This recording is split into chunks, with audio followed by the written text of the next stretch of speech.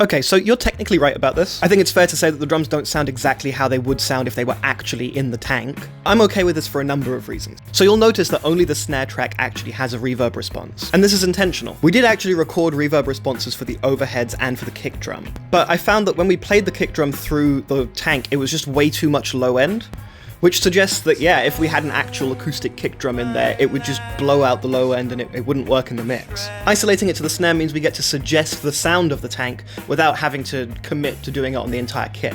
At the end of the day, this comes down to what your philosophy around authenticity is. And there are different approaches to this. I didn't set out to capture exactly how the tanks sound. I was more interested in just using the tank as an instrument. It was, however, really important for me that any reverb present on the album was authentic and acoustic.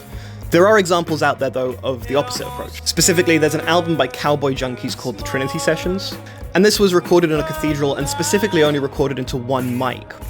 The idea was that they wanted to capture the authentic sound of the space completely, without any embellishment or editing or anything, which posed a really interesting problem. What it meant was that the mixing process wasn't done in post. The album was mixed based on where the performers were placed in the room.